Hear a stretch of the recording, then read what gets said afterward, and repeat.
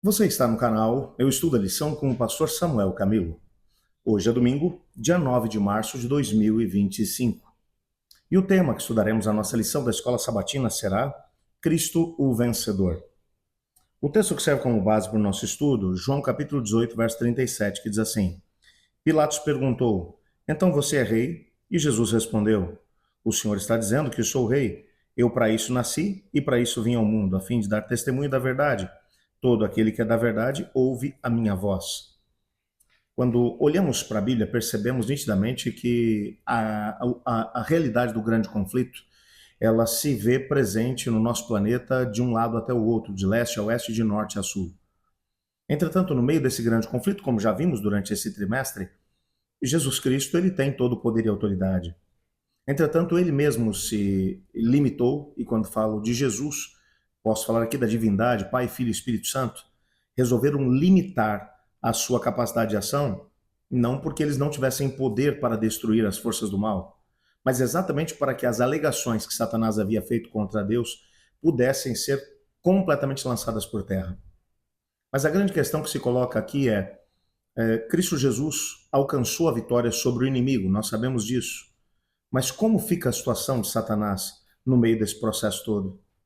Por que ele ainda tem poder e autoridade para exercer o seu terrorismo no nosso planeta, apesar de Jesus já o ter vencido na cruz do Calvário? Essas são algumas perguntas que nós tentaremos responder no decorrer do nosso estudo desse dia. Continua com a gente porque vai valer a pena.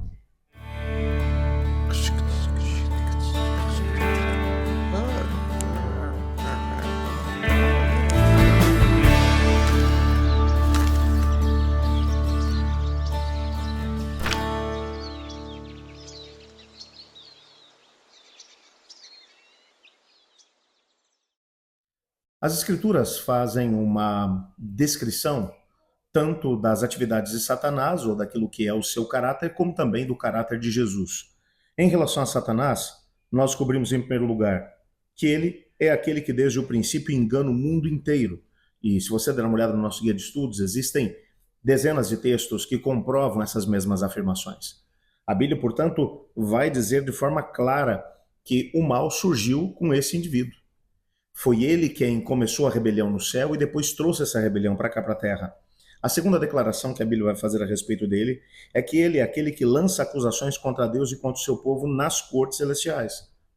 E também existe uma grande quantidade de textos aqui que comprova essa afirmação.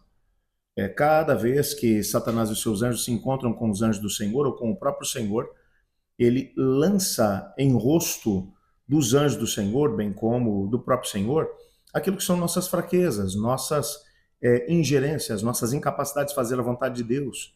Ele, portanto, é o acusador dos irmãos. Uma terceira declaração é que o príncipe usurpador desse mundo é Satanás. E aqui também existe uma grande quantidade de textos que dão base para isso. Veja, quando Deus criou Adão, ele o colocou como governador desse planeta. No momento em que Adão abriu espaço para que a rebelião chegasse aqui, Satanás acabou por usurpar de Adão o título de o príncipe desse mundo. Por isso, você precisa compreender que a vinda de Jesus Cristo para resgatar a humanidade dependia de Cristo Jesus vencer definitivamente as forças do mal, como segundo Adão. Essa vitória não poderia ser uma vitória de Deus para com o arqui-inimigo. Teria que ser de um parente de Adão em relação ao inimigo. E o Senhor Deus assumiu a natureza humana, a segunda pessoa da Trindade Divina, para, através de Jesus Cristo de Nazaré, conseguir vencer definitivamente as forças do mal. E na cruz, Jesus alcançou essa vitória. Por isso, nós podemos fazer aqui também 3 declarações baseadas na Bíblia a respeito de Jesus. A primeira declaração é que Jesus veio ao mundo a fim de dar testemunho da verdade.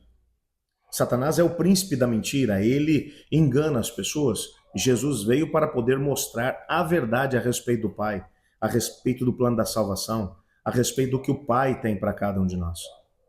A segunda coisa, ou a segunda declaração que podemos fazer é que por meio da cruz, Jesus ele demonstrou de forma suprema a justiça e o amor perfeitos de Deus. E ao mesmo tempo, ele acabou refutando através da sua morte na cruz do Calvário cada uma das acusações que Satanás fez contra ele. Portanto, na cruz, a vitória de Cristo foi completa. Foi completa principalmente porque a máscara de Satanás caiu. Ali, diante do universo, ficou claro quem ele era. E uma terceira declaração ainda a respeito de Jesus. Cristo finalmente destruirá o reino do diabo, que sabe que pouco tempo lhe resta, e então reinará para todo sempre. Na cruz, a vitória de Jesus já foi completa e total.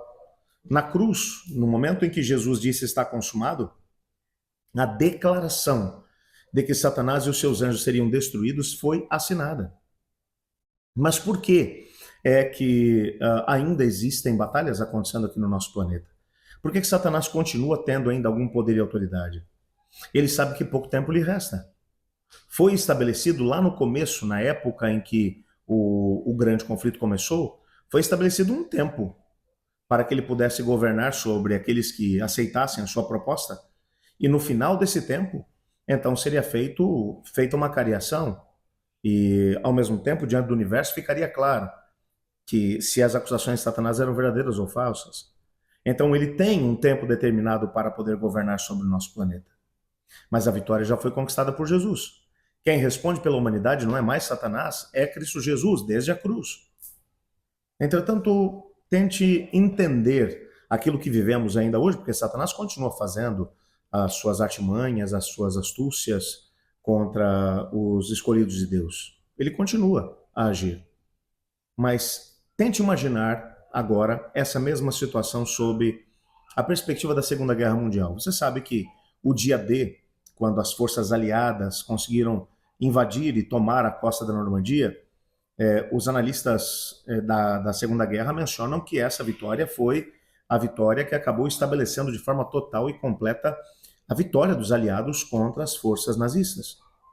Entretanto, quando você vai olhar para a história, você vai perceber que ainda haviam batalhas sendo travadas em várias partes da velha Europa, cerca de um ano depois. Mas as forças nazistas não tinham sido derrotadas quando o continente foi tomado pelas forças aliadas?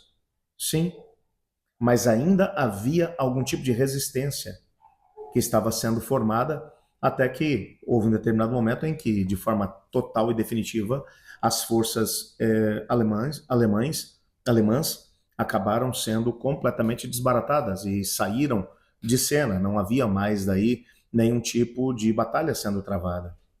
Então, na cruz do Calvário, a cruz do Calvário para nós é como o dia D. Ali, Jesus Cristo venceu definitivamente as forças do mal. Algumas batalhas ainda serão travadas daqui até o retorno de Jesus. Mas uma coisa é fato, ele venceu. É tanto que quando você vai para Apocalipse capítulo 20, você percebe a promessa do Senhor. O lago que arde com fogo e enxofre vai ser aceso, Satanás e os seus anjos serão jogados ali dentro, o mal não se levantará uma segunda vez.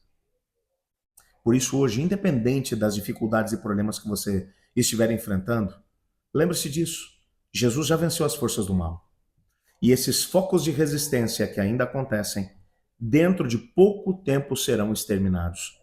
Confie no Senhor. A vitória é sua. Ore comigo. Obrigado, Pai, por tua palavra, por sabermos que temos a vitória em Jesus. Ajuda-nos a permanecer firmes nele, pois é no nome dele que oramos. Amém. Eu estudo a lição. E você?